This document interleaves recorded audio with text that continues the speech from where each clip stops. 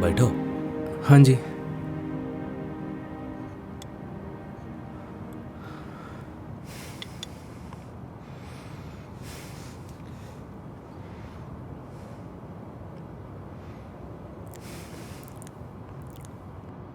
माता जी, आप कह रहे थे कि हमारे कर्ज चुकाने के लिए कोई नया तरीका है। अपू से पूछा था लेकिन उसने भी कुछ बताया नहीं।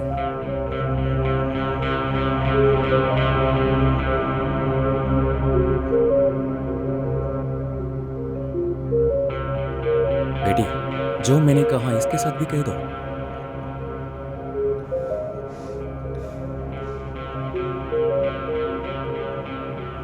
वरना सब कुछ मुझे ही कहना पड़ेगा। हम्म? क्या हुआ बेटी, नहीं बताऊंगी?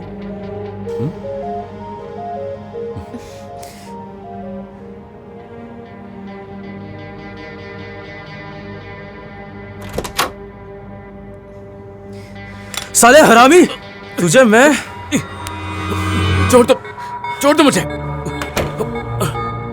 कमीने, घर के औरतों को क्या बोलता है तू? यहाँ पुलिस है, कोर्ट है, तुझे अंदर कर दूंगा मैं। तुम कुछ नहीं करेगा।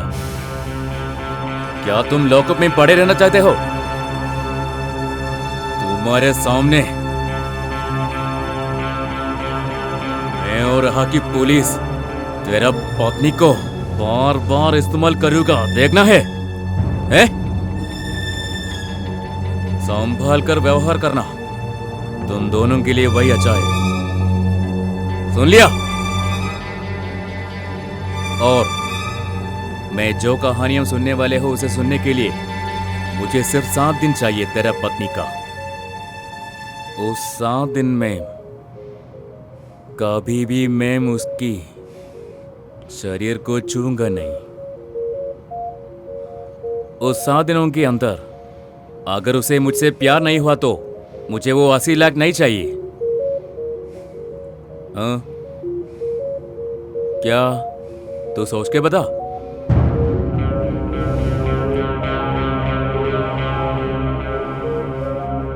मेरे बीवी को किसके भरोसे अकेले तेरे साथ भेजूं? मैं धोखा नहीं दूंगा क्योंकि मैं असली मर्द है। सोच कर बताओ, मैं इधर ही हूं।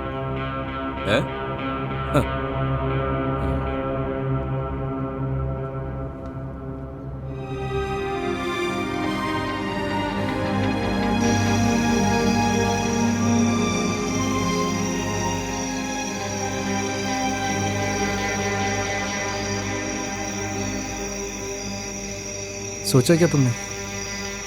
मुझे लगता है कि वो सटिया गया है। उसके पागलपन तो हमारे लिए फ़ायदेमंद ही है।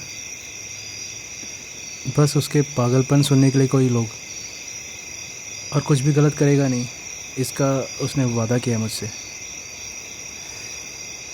और उसका पागलपन भी तुम पे असर नहीं करेगा, ये मुझे मालूम है। रोज़ सिर्फ 2 घंटे जो भी वो बोलेगा बस सुनते रहना। बदले में हम दोनों हमारे सारे कर्ज़ों से बाहर निकल जाएंगे। फिर हम खुशी खुशी जी पाएंगे। प्लीज़ अपू, मान जाओ ना। अगर पति अपनी रिस्पॉन्सिबिलिटीज नहीं लेती तो ये सब कुछ करना पड़ेगा।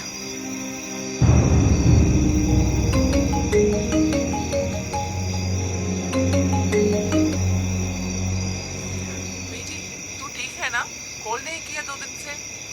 हाँ नहीं माँ। फिर तुम्हारी बहन के एक रिश्ता आया है, अच्छे लोग हैं, अगले हफ्ते आ रहा है। क्या तू लालू के साथ बात कर तेरे गहने से कुछ गिरने दे सकते हैं क्या? वो जमीन है ना हमारे, वो रास्ते की वजह से कुछ गड़बड़ है उसके अंदर। क्या तू? ठीक है माँ, मैं पूछ कर बताती हूँ। जमीन तब रेडी हो गया तो तेरा गहना वापस कर लूँगी मैं पूछ कर कॉल करेगा माँ। क्या हुआ अपू? सब कुछ एक साथ आती है। एक काम करो, उसे कहो मुझे मंजूर है। हाँ। सिर्फ कहने से कुछ नहीं होगा।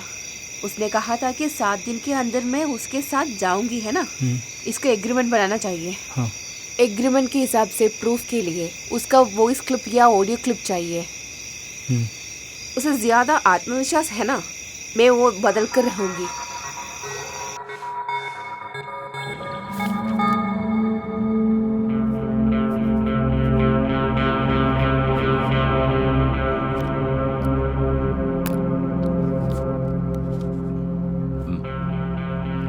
ऐसा एग्रीमेंट बहुत कम है ना। हाँ बेटी,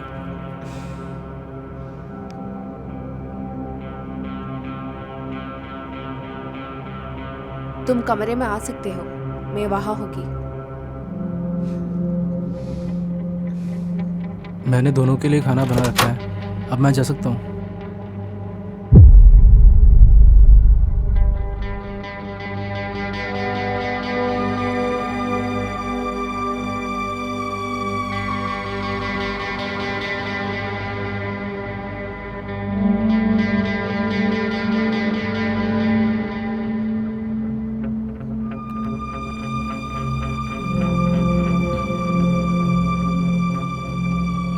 तुम्हें पीने के लिए कुछ चाहिए क्या? अगर तुमको कुछ कहना है तो कहो। कहानी सुनकर अगर मैं सो गया तो मुझे जगाना नहीं। ठीक है, एग्रीड। तुम सोने की कोशिश करो, मैं जगह रहने की कोशिश करूंगा। तुमको कहानियां पसंद है ना? पहले हम छोटी सी कहानी से शुरू करते हैं। पहले श्री कृष्ण का मथुरा के पास एक राज्य था। वहां तुम्हारी जैसी एक अति सुंदर स्त्री रहते थे।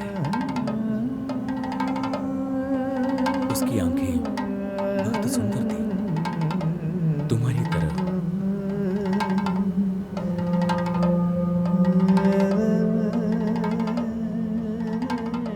दांत सफेद कली की जैसे। उसकी शरीर सुंदर और आकर्षण थी। बिखरे हुए बाल घुटने तक थी। कमर में लटकती हुई सोने की मोतियों वाली कलखनी। उसकी नाभि के चारों ओर उठा हुआ छोटे छोटे बाल।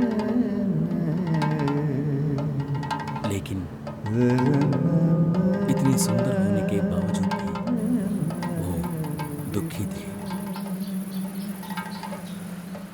हर रात वो अपने लिए सही साथियों का तलाश में थी, उनके साथ रात बिताती, लेकिन किसी से भी वो संतुष्ट नहीं होती।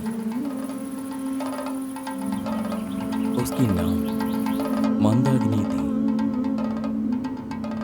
ए मंदाकिनी, और तुम्हारे भावनाओं के जगाने वाला आनंद का केंद्र कौन सा है?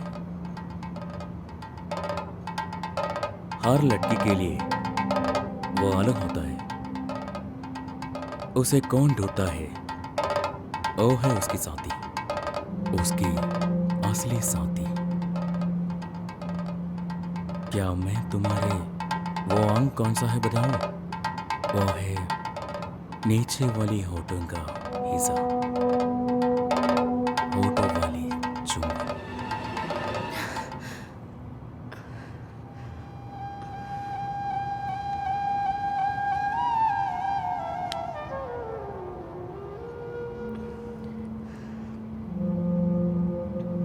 तुझे हर समय पिसे हुए चंदन की खुशबू है। तुम्हारी पति कभी भी तुम्हारी खुशबू के बारे में तुम्हें कहा?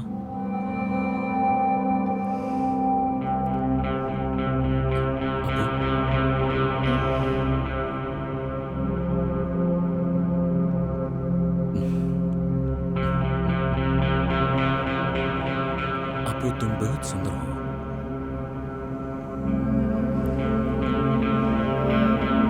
मुझे तुम्हारे सबसे पसंदीदा हिस्सा क्या है तुझे पता है? मैं उसे रहस्यपूर्ण से आनंद लेता हूं। तुम्हें पता हूं वो कहाँ हूं? लेकिन तुम्हें मैं पसंद नहीं होना, इसलिए मैं नहीं बताऊंगी। इस दुनिया में तुझे मैं बहुत प्यार करती हूँ, आराधन करती हूँ। वो सिर्फ तुम्हारी शरीर को नहीं, तुम्हारे दिल को भी।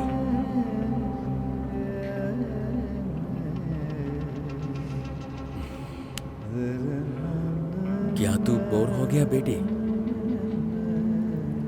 जो कहने वाला था वो कहने पर मुझे सुकून मिला। आज के लिए इतना काफी है। क्या मैं तुझे एक बात पूछूं बेटी? आज दोपहर का खाना खाने के बाद उस खाने से मुझे भी थोड़ा मिलेगा? दिक्कत नहीं है तो? मैं जाता हूं, थोड़ा समय आराम करूंगा। तुम भी आराम करो, ठीक है?